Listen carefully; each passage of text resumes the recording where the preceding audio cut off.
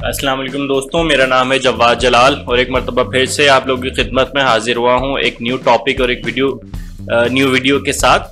दोस्तों, आज हम करने लगे हैं अपने फर्स्ट ईयर इंग्लिश का आगाज चैप्टर नंबर 1 से, एंड दैट इज पाकिस्तान जिंदाबाद। तो आज हम इस चैप्टर की करेंगे समरी रीडिंग एंड ट्रांसलेशन। तो चलिए आइए बाकायदा आगाज करते हैं वीडियो का।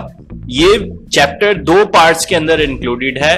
एक पार्ट के अंदर ये बताया जाता है कि जब पाकिस्तान बनने के बाद, पाकिस्तान बनने से कुछ दिन पहले कह लें, जब कायदे आजम ने कराची में एयरपोर्ट पे, माड़ीपुर एयरपोर्ट पे लैंड किया था और किस तरह से लोगों के अंदर जोशो वलवला था, और ये सारी चीज़ें इसमें बताई गई हैं। और पार्ट 2 में उस कश्मकश के बारे में बताया गया है जो मुसलमानों ने, या स्पेशली कायदे आजम ने जो एफर्ट्स की पाकिस्तान को बनाने के लिए।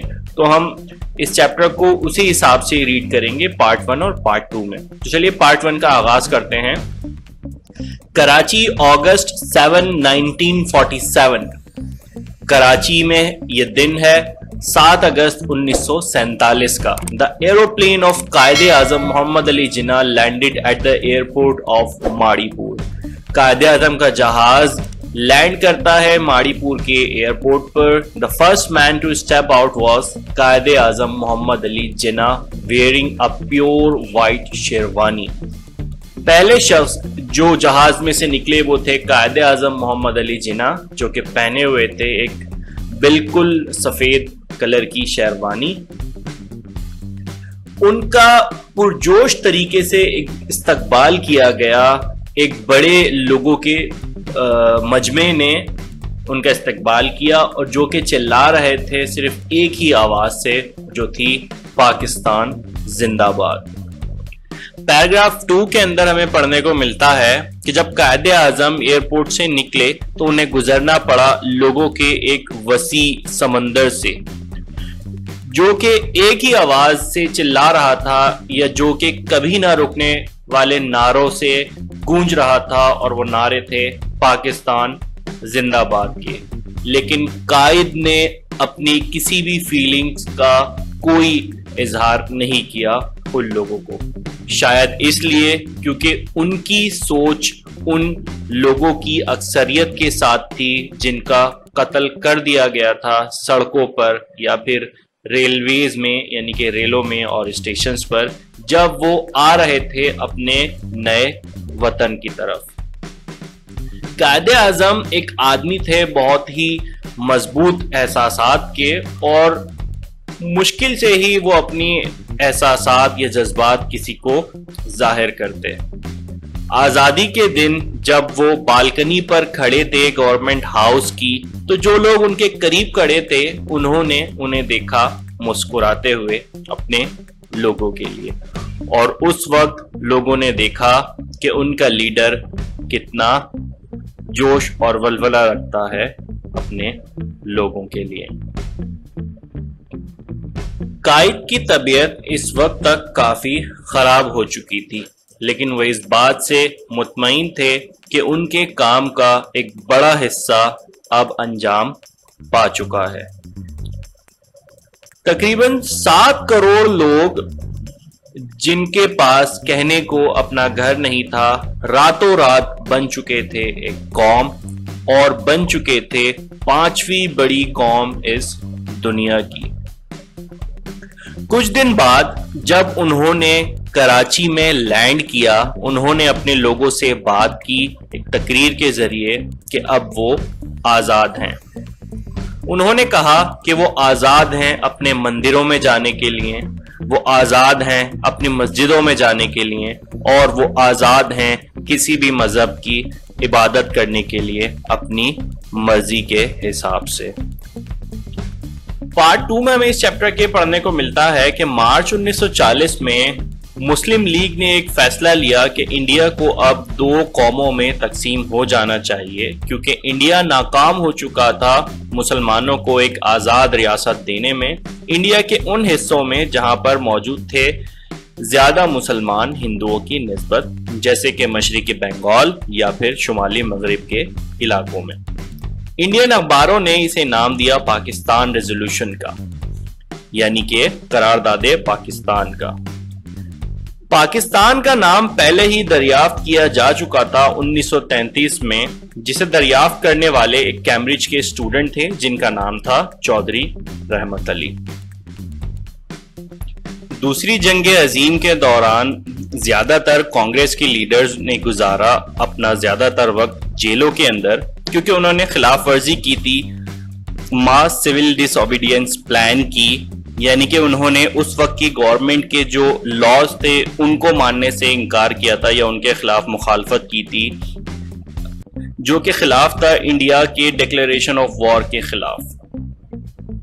اس کو آپ گوگل پہ سرچ کر سکتے ہیں، آپ کو مزید سمجھ آ جائے گا کہ انڈیاز ڈکلیریشن آف وار کیا چیز تھی۔ اس وقت کے دوران یا درمیان قائد اعظم نے جیتا کئی مسلمانوں کے دل کو۔ وہ گزارتے زیادہ تر ٹائم بات کرتے ہوئے بڑی بڑی میٹنگز سے۔ انہوں نے ایک اخبار کی بنیاد بھی ڈالی جسے انہوں نے نام دیا ڈان کا۔ جیسے کہ انڈیا میں زیادہ تر اخبار یا تو برٹش کے تھے یا پھر ہندوؤں کے تھے، تو مسلمانوں نے خوش آمدید کیا اپنے ایک اخبار کو۔ اس وقت کے دوران قائد بہت زیادہ بیمار ہو چکے تھے، لیکن انہوں نے ڈاکٹرز کی ایڈوائس لینے سے انکار کر دیا آرام کرنے کی، اور اس کے بجائے کام کرنے کو اہمیت دی۔ گاندھی اور جناح ملے 3 ہفتے تک بات چیت کے لیے، آخری کوشش میں کہ وہ کسی ایگریمنٹ پہ پہنچ جائیں، لیکن ان کے درمیان کچھ طے نہ پایا۔ جنگ کے بعد برطانوی سرکار نے یہ اعلان کیا کہ وہ حوالے کر دیں گے پوری کی پوری حکومت انڈیا کے یا انڈینز کے، اور جون 1948 تک انڈیا چھوڑ کر چلے جائیں گے۔ لارڈ ماؤنٹ بیٹن کو بھیجا گیا انڈیا آخری وائسرائے کے طور پہ، ان احکامات کے ساتھ کہ وہ کوئی طریقہ تلاش کرے حکومت کو حوالے کرنے کا۔ یہ وقت تھا مارچ 1947 کا، لیکن ملک پہلے ہی خانہ جنگی کی دہلیز پر موجود تھا، اور برطانوی سرکار چاہتی تھی ملک چھوڑنا جتنا جلدی ان کے لیے ممکن ہو۔ پھر ایک وقت آیا کہ ماؤنٹ بیٹن نے اچانک سے یہ فیصلہ کیا کہ انڈیا 2 ریاستوں میں تقسیم ہوگا۔ اس نے اعلان کیا کہ برطانوی اگست 15 1947 تک انڈیا کو چھوڑ کر چلے جائیں گے، اور اس نے اعلان کیا کہ وہاں پر 2 ریاستیں ہوں گی، پاکستان اور انڈیا کے نام سے۔ کانگریس اور مسلم لیگ دونوں ہی پارٹیز نے برطانیوں کے اس پلان پر اتفاق کیا۔ سندھ، شمالی مغربی سرحدی صوبہ، بلوچستان، مغربی پنجاب، سلہٹ اور مشرقی بنگال وہ صوبے تھے جنہیں شامل کیا گیا پاکستان میں، لیکن یہ ایک بہت چھوٹی ریاست تھی اس کے مقابلے میں جس کی مسلمانوں نے مانگ کی تھی۔ قائد نے رہنمائی کی اپنے لوگوں کی ایک بہت ہی خوفناک یا بھیانک پہلے سال میں ان کی تاریخ کے، یعنی کہ پاکستان کی تاریخ کے پہلے سال میں، جبکہ بہت زیادہ مشکلات اوبویسلی موجود تھیں، جیسے کہ لاکھوں لوگ پار کر رہے تھے اپنے نئے بارڈرز کو، اور تقریباً 65 لاکھ کے قریب مسلمان انڈیا چھوڑ رہے تھے، اور جبکہ 55 لاکھ کے قریب ہندو چھوڑ رہے تھے پاکستان۔ لوگوں کو اس طرح در بدر بے گھر ایک ملک سے دوسرے ملک بھٹکتے دیکھ جناح کو بہت زیادہ صدمہ پہنچا۔ اس ہجرت کے دوران بڑی تعداد میں لوگوں کو قتل کیا گیا، ان کو جلایا گیا، اور تقریباً 5 لاکھ مسلمانوں کو مار دیا گیا یا پھر انہیں قیدی بنا دیا گیا، اور ان سب چیزوں نے قائد کو بہت ہی زیادہ صدمہ پہنچایا اور انہیں بہت زیادہ غمزدہ کر دیا۔